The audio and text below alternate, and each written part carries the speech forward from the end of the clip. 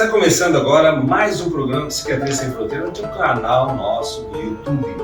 Nós estamos agora no Egito.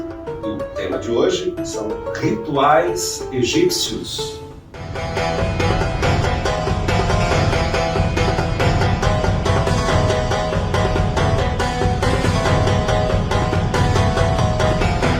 O programa de hoje, nós vamos, vamos voltar à década 90, naquele congresso, primeiro congresso pan-africano de psiquiatria, década 90, congresso internacional. Eles me chamaram a atenção pela forma com que organizaram o congresso, de forma top, gente. Primeiro porque o congresso foi em árabe, na língua deles. Quando tinha algumas sessões importantes na língua deles, que a gente não dominava, a gente tinha sempre um colega árabe que traduzia, do árabe para o francês ou para o inglês para a gente poder compreender. Tinha também sessões internacionais com a gente, em inglês ou em francês, foi muito bom também. Mas o que chamou bastante atenção é que a participação popular. Eles prepararam um congresso onde eles serviam a população local e permitiam a população local entrar no espaço e dar opinião também. Então, essa contribuição foi muito legal. Eu que já tinha sido formado na Universidade de Nice, lá no sul da França, no serviço de etnopsiquiatria, essas eram um pouco as características desses franceses do sul, também ao lado do Mediterrâneo. No início a gente fazia congresso onde a população entrava, era dentro de um hospital psiquiátrico, os pacientes participavam das sessões de alguma forma, às vezes era um tumulto, mas era bem legal também. E estamos preparando em negociação com a Associação Mundial de Psiquiatria Cultural, num lugar muito interessante, um lugar onde está lá Brasil, Paraguai e Argentina. Sabe onde é que é? A Tríplice Fronteira em Foz do Iguaçu. É possível que a gente traga em forma de fórum, que seja com essas inspirações africanas aí de início também, um evento com o nome Mundo em Desordem, Mediação e Conflito. Então estamos nos preparando, nos organizando, as coisas estão indo bem, vamos envolver o pessoal da justiça, vamos envolver o pessoal da saúde mental e o pessoal da comunicação. O mundo ficou com essa pandemia e em outros momentos em todo o planeta numa espécie de desordem, onde o bom senso ficou muito afastado das nossas relações. E vai ser legal o momento de retomar esse assunto de forma acadêmica, de forma aprofundada, para entender o comportamento humano.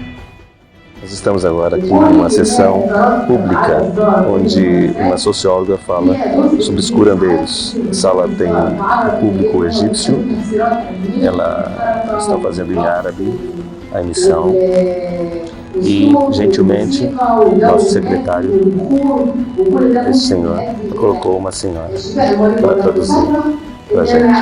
Está aqui traduzindo em francês também.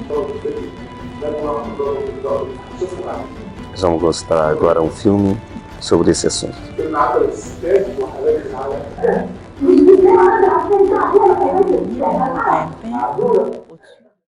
Voltando ao congresso, já naquela época, os organizadores escolheram o tema Cultura e Saúde Mental. Esse tema foi um dos temas mais preferidos em vários congressos. Nós, estudiosos, acadêmicos, nós vimos que realmente a gente não podia abrir mão de que a sociedade, de que a cultura influenciasse não só na qualidade da doença, na plasticidade da doença, no tipo de doença, mas na prevalência de sintomas, na gravidade desses sintomas, desse quadro. Então, a cultura, ela influenciava tanto o aparecimento da doença, como a sua frequência e a sua plasticidade. Não podia estar fora dos nossos congressos. E eles foram felizes dessa escolha, cultura e saúde mental. O mundo, naquela época, década 90, no final do século passado, foi considerado assim a era do cérebro. O que a gente descobriu sobre o funcionamento cerebral, sobre novos remédios para atuar no cérebro, não tem no gibi, não tem no outro momento na história. Por isso que é considerada a era do cérebro. E aí? Para quê? Qual a repercussão dessas descobertas na incidência, no acontecimento de novos quadros psiquiátricos, o que isso abreviou a recuperação do paciente. Então, o que a gente tinha que fazer mesmo, além desses bons conhecimentos, são bem-vindos, é descobrir formas técnicas para trabalhar o paciente da forma psicológica, considerando também os seus aspectos socioculturais. Ali sim a gente tem um resultado, mas só descobrir ideologicamente esse sério, não.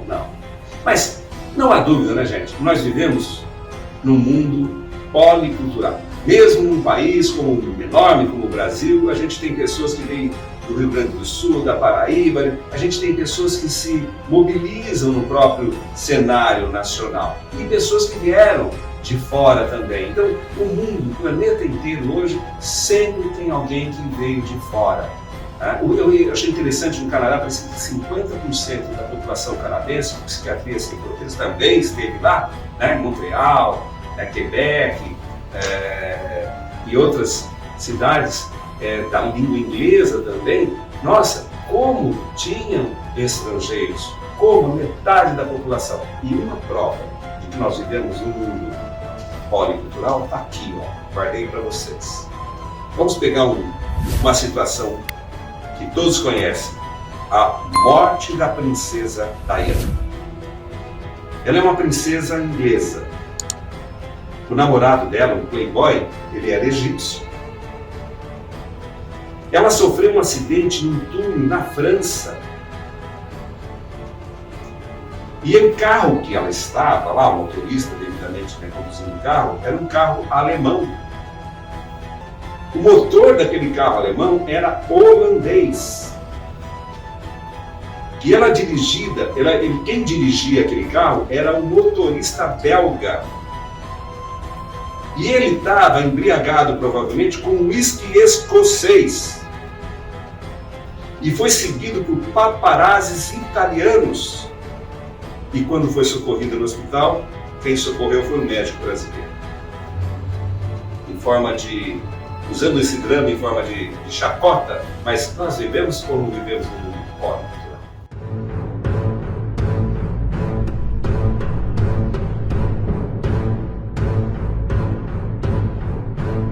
E essas viagens nos ajudam também a refletir. Esse lugar, Egito, na década 90, tinha um governo mais opressor, mais uma espécie de ditadura. E na segunda vez que fui num congresso naquela região, naquela cidade, já um congresso também mundial de psiquiatria, eles já estavam vivendo assim uma espécie de revolução, eleições democráticas, mas com muitos problemas ainda para poder prevalecer essa questão. E a urbanização, os primórdios da urbanização, se está lá no Egito, pensando assim, nossa, os faraós, será que eles pagavam os seus empregados?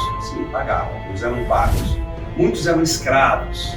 Então aquela ostentação era em detrimento de parte da população. E essa desigualdade social, essa desigualdade de poder aquisitivo, nós somos um dos piores países do mundo, o Brasil, nessa questão. Então a opressão do poderoso sobre os que menos têm recursos era algo que não é coisa do brasileiro, é uma coisa que prevalece no comportamento humano. O Brasil viveu, já naquela década 90, já tinha indícios de como a corrupção sistêmica prevalecia no nosso país. Né? Até hoje nós vivemos esse drama de pessoas que, visando o poder, a permanência no poder ou visando a riqueza, conseguem fazer pelo outro o pior que poderiam fazer. O que tem nessa dualidade do ser humano, né? Onde ao invés de eu valorizar a pessoa que sou, o ser que o outro é, né? E conseguir me relacionar com esse outro ser, eu busco competitivamente cada vez mais ter recursos e eu primo aquele outro, porque o ter passa a ser mais do que o ser. Então, essas inspirações também estão naquela vida egípcia dos faraós de ostentação.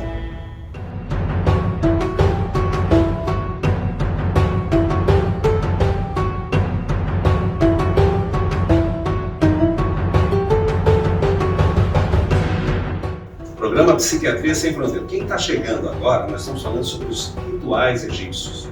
E se você não está inscrito no canal, Procure se inscrever.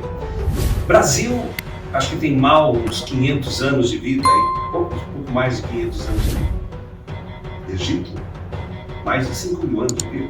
Então imagina, muitas coisas nesse local, onde tem uma civilização de muito mais tempo que a nossa, evidentemente os costumes não são tão parecidos assim. A indumentária deles, vocês veem como eles se vestem, diferente da gente. Muito calor, deserto, Saara, deserto é calor sim, só que vai andar no deserto de madrugada, meu Deus, morri de frio aí. Eu tive a oportunidade de entrevistar no Cairo uma guia, minha guia, que já havia morado na França, era uma guia mais assim, escolar, e ela estava defendendo a condição egípcia, da mulher egípcia. Ela dizia assim, Marcos, em francês lá, dizendo assim, Marcos, quando a mulher aqui no Egito casa, ela conserva o seu nome. Lá na sua terra, pelo menos era assim, né, há um tempo atrás, a mulher cedia o nome para o homem, ficava o nome do homem sobre o nome da mulher. Mas ela queria dizer que lá não era igual ao Afeganistão. O Talibã, os costumes muçulmanos rígidos, são terríveis, opressores da mulher. E são algo que não existe lá no Egito. O Egito, vocês vão ver mais para frente, nós vamos tentar, além dessa entrevista com essa pessoa, essa nossa guia, nós vamos também ver o costume. Vamos entrar dentro da casa do egípcio, vamos ver como é que esse negócio de poder ter 4 mulheres. Agora estamos falando sobre costumes com essa minha guia aqui no programa Psiquiatria Sem Fronteiras. Eu estou aqui com a Manal, ela vai falar em francês e ela está me dando a noção de como é que vive o povo egípcio. Manal, la façon de vivre du peuple égyptien, c'est pareil comme les Africains? Non, non, c'est beaucoup différent. Je ne peux pas comparer entre les Égyptiens et les Africains. On a des coutumes, on a des caractères plus différents que les... C'est pas comparable un peu. Bien sûr, on habite dans la même place presque, c'est l'Afrique toujours, mais à cause de notre civilisation très profonde, des racines très très profondes pour nous, qu'on a des coutumes et des mœurs beaucoup différentes que les autres. En Égypte, vous parlez l'arabe. C'est le même arabe que les Arabes parlent et que les autres pays dans l'environ de l'Égypte parlent? Ou il y a des différences? L'arabe, c'est l'arabe partout, mais pour l'Égypte, c'est le dialecte égyptien familial, on dit, qui est un peu différent parce que c'est un peu mélangé par l'ancienne langue hiéroglyphe, et ça c'était découvert avec la déchiffrée de la langue hiéroglyphe. C'était déchiffré par Champollion, et autour de cette découverte, on a trouvé qu'il y a beaucoup de mots hiéroglyphes qui étaient ajoutés entre notre langue familiale. Et c'est pour ça que les Arabes en général trouvent que l'accent et le dialecte égyptien un peu différent, mais aussi qu'ils aiment bien l'écouter. Au début, on a pensé que c'est de l'arabe et ce sont seulement les accents qui font ce changement. Mais après qu'on a déchiffré la langue hiéroglyphe, déchiffré la langue écrite, bien sûr, parce que pour tous les Arabes, tous les écrivains arabes utilisent la langue égyptienne parce que c'est le plus simple pour eux et c'est le plus compris par tout le monde. Et ça, c'est intéressant, bien sûr, pour nous en Égypte d'être un centre culturel. Il y a ici d'autres différences dans la façon de vivre des Égyptiens? Pour les habits, la façon d'habiller, ou non? Oui, on avait bien sûr, et jusqu'à maintenant quand même, des vêtements typiques pour l'Égypte comme le jalabiya. Ça c'est porté par les hommes et par les femmes quand même, mais ce sont les modèles qui sont différents d'un homme ou bien d'une femme. Et maintenant, on a beaucoup influencé par aussi les vêtements européens parce qu'on a maintenant les masses médias, bien sûr. Les masses médias maintenant fait le monde comme un village, on peut dire. Alors, bien sûr, surtout les jeunes, surtout les gens qui ont fait beaucoup des études, qui ont parti pour des autres pays, c'est beaucoup influencé par les vêtements européens. Seguindo o meu planejamento, antes do congresso, do importante congresso internacional que eu ia fazer, eu fui para o interior do Egito.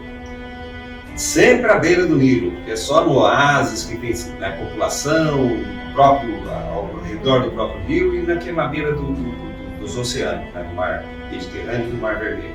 E seguimos de trem até Luxor, e Luxor vai acontecer coisas. O Egito só foi a partir do século passado que eles conseguiram, que nossa sociedade conseguiu decifrar o inúmero material escrito nas paredes, nos papiros. Antes era difícil decifrar. E foi um francês e um inglês. O francês era o Champollion. Esse francês, ao encontrarem perto de Alexandria uma pedra que ali estava com instruções de algum sacerdote Ptolomeu, alguma coisa assim.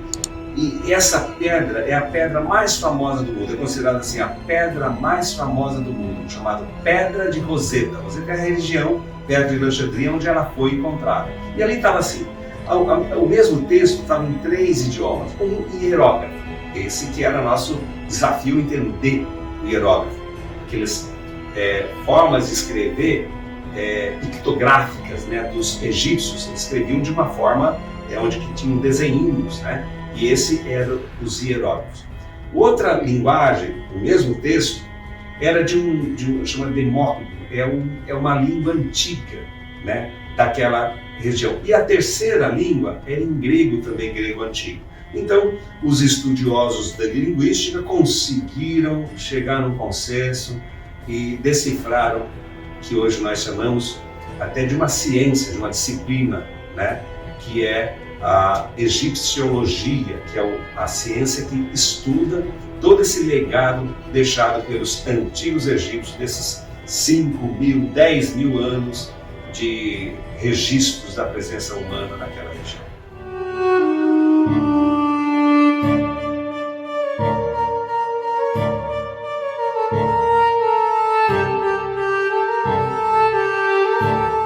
A partir de uma determinada dinastia, os faraós, cansados com aquela época deles, os saques das pirâmides, resolveram mudar a capital para uma região que a cidade de Luxor, né, tinha curiosidade de conhecer, que é a antiga Tebas. É o maior, talvez o maior museu a céu aberto do mundo. Lá é famoso porque, ao invés de pirâmides expostas, os faraós resolveram criar um lugar secreto, não tão secreto assim, mas assim, uma montanha que eles chamaram Vale dos Reis. E lá naquela montanha, aparentemente escondida dos saqueadores, eles conseguiram colocar todas as tumbas. Ficou famoso o lugar porque, assim, no século passado, já mais de 80 tumbas escondidas no Vale Secreto já tinham sido saqueadas. E uma delas, de um jovem faraó, Tutankhamon, que morreu tragicamente com 18 anos, ficou lá preservada atrás de uma outra tumba. Os saqueadores não conseguiram descobrir. E foi o Lord Cameron, com o Carter, com o seu encarregado, né, que financiou esse tipo de exploração, que descobriu. Foi uma das maiores descobertas, né? É a maior descoberta no sentido de que estava lá preservada a múmia, as riquezas, como realmente eles enterravam, com todos aqueles recursos, né, para manter a vida do Tutankhamon, o faraó falecido, num conforto pós-morte. E ali realmente eles tiveram a possibilidade de ver intacta uma tumba. E geralmente é do lado, um determinado lado, quem está assim, né, o rio descendo, o rio Nilo descendo, é do lado esquerdo do rio que se tem o hábito dos egípcios fazerem as tumbas, e as cidades ficavam mais para o lado direito. E assim era no Vale, né, dos Reis. E algo curioso foi que todas as pessoas, com exceção desse Howard Carter, né, todas as pessoas, cerca de 30 pessoas envolvidas na descoberta dessa tumba, que trabalharam na tumba, morreram de forma trágica, misteriosa e aumentando a mística da região. E até hoje tem muita coisa para se descobrir no Egito, muita coisa para se descobrir em volta do rio Nilo. E a população, que já desde muito tempo, desde a época dos faraós, procura viver desse saque, então o governo tem dificuldade de tirar essas pessoas daquela região onde certamente tem mais coisas para serem descobertas.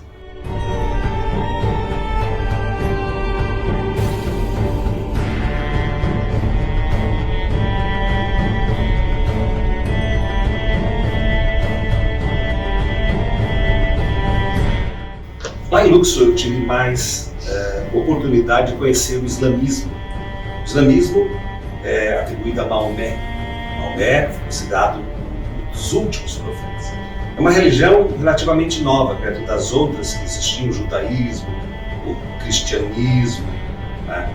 O Maomé é por cerca de 610, a época do século 7, 610.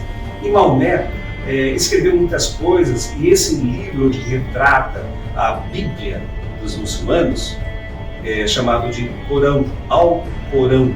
E ali eles, alguns ao pé da letra, com muito radicalismo, alguns seguem, e é uma religião bonita, foi legal conhecer. A gente tem um preconceito, que houve 11 de setembro, toda essa situação onde alguns radicais muçulmanos são agressivos para expandir a sua crença, a gente tem um certo preconceito. Mas, na verdade, quem conhece a essência do islamismo, é um movimento poético, religioso, daquela região. Aquela região, na época do Maomé, ela foi dominada pelos persas, onde hoje é a Arábia Saudita.